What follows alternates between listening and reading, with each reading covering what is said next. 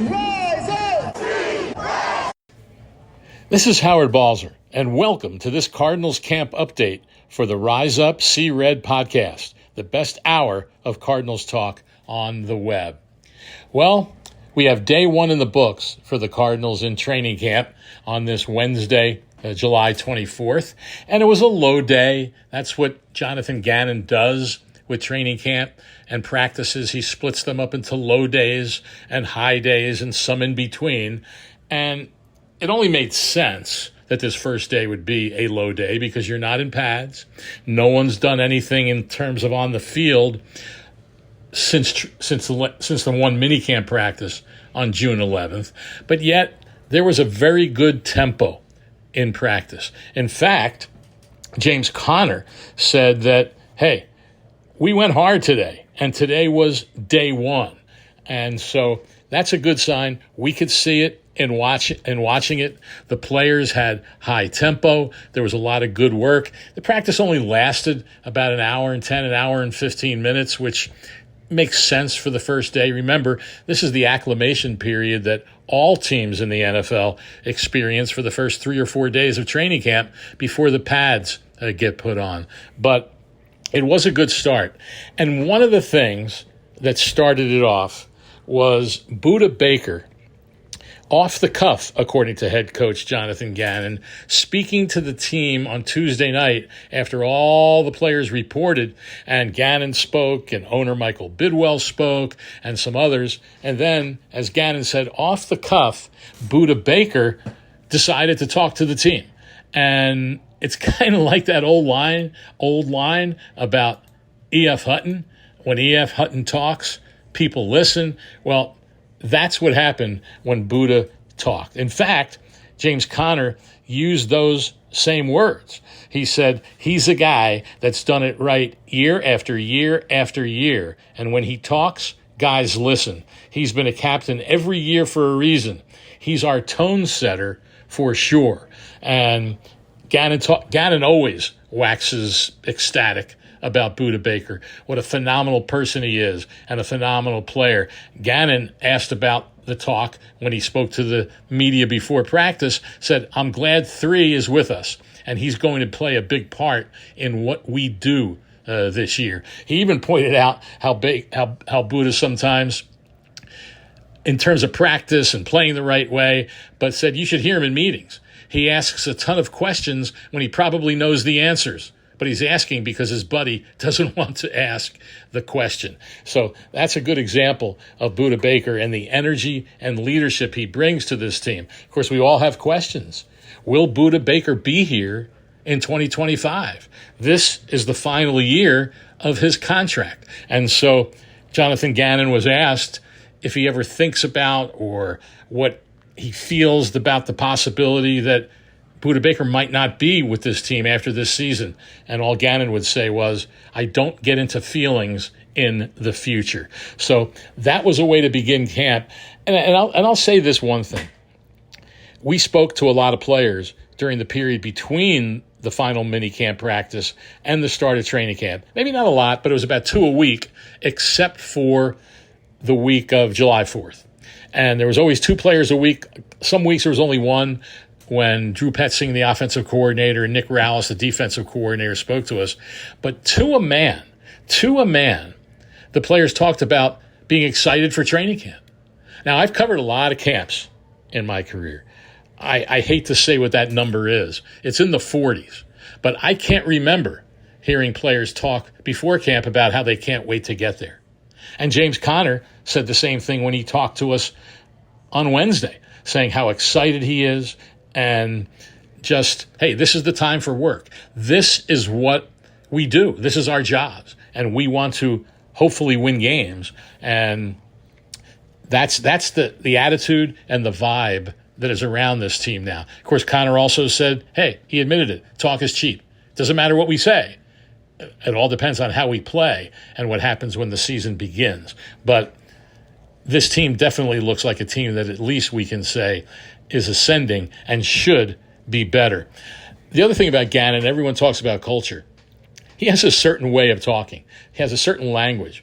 And all of a sudden we're getting to the point where all the players repeat the same things that he says. And when Gannon's asked about this or that, whatever it might be, he often says, let's keep the main thing the main thing. Well, guess what? James Conner said that today. Let's keep the main thing the main thing. When Paris Johnson talked to us recently, he said, hey, we have to keep the main thing the main thing. So obviously, the way Jonathan Gannon goes about things has been picked up by this team. And the players are buying in, and that is often the most important thing. I covered Dick Vermeil when he was the coach of the Rams, and he would often say, in terms of players, what do you have to do to get through to them? What do you have to do to get this culture? What do you have to do? And he would always say, you have to be believed to be heard. And it certainly appears that the Cardinals players are believing Jonathan Gannon's message, and it is being heard. Let's talk about competition. That's been talked about a lot, how this roster has been built with depth. Yes, there's questions at positions, no question about it. How's the cornerback room, I should make sure that everyone heard what I said, how that plays out. How will the rotation be on the defensive line? Who will be the left guard next to Paris Johnson Jr. on the left side of the line? There's a lot of competition on this team.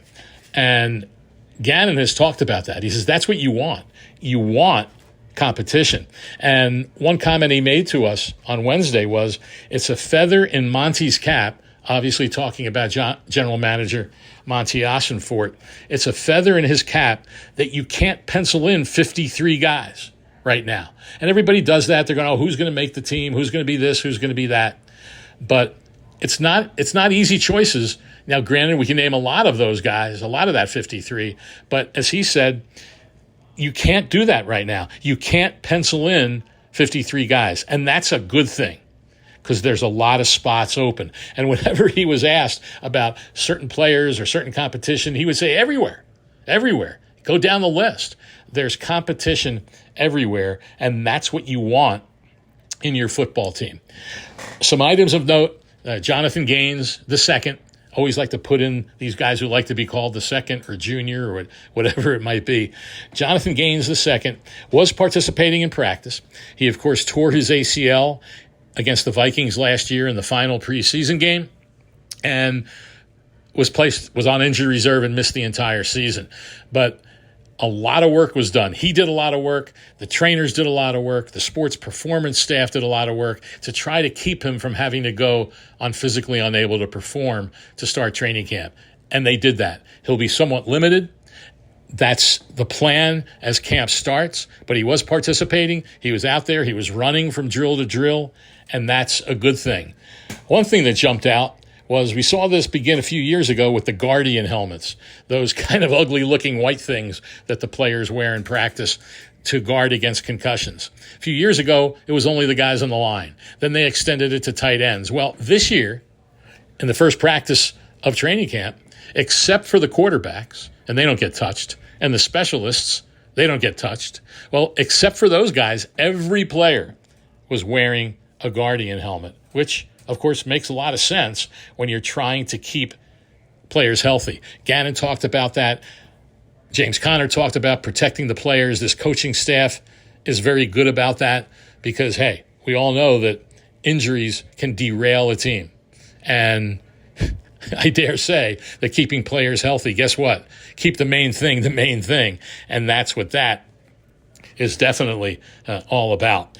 And great conversation with Max Melton. People are talking about his personality, and boy, what a personality he has. He went viral on social media where you didn't even realize who the player was, that he bought a Cardinals jersey at Goodwill from the former quarterback, Kevin Kolb. And then he regaled us with a story about, during the break, getting tattoos all over his body with 5 different tattoo artists working at the same time. And he went under anesthesia for 8 hours. 8 hours while this thing was going on. And when he was asked what it was like when he woke up, he said, oh, man, don't use your phone afterwards because I'm calling my mom at 2:30 in the morning, 5:30, where she was. So you want to be real careful with that. He said it took him about 18 hours to really start feeling right from that. But that's Max Melton.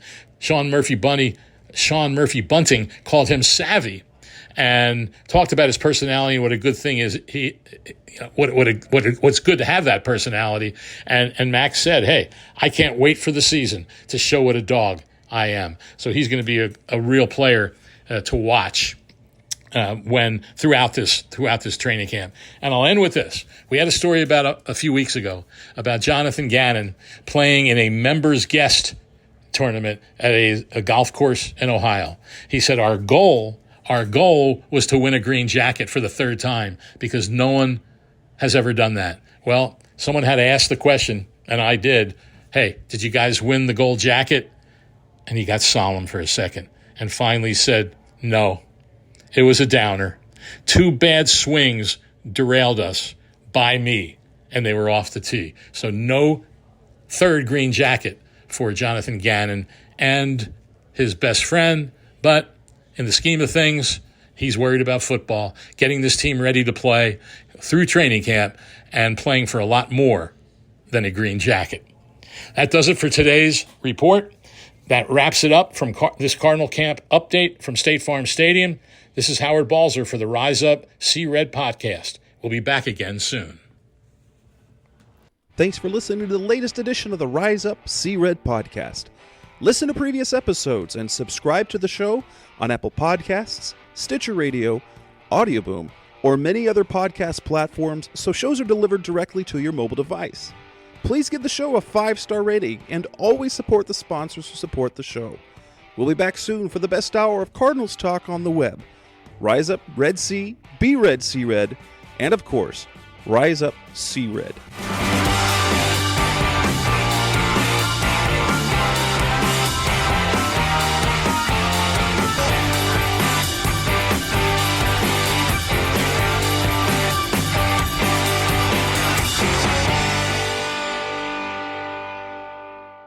Rise up! Rise up! Rise!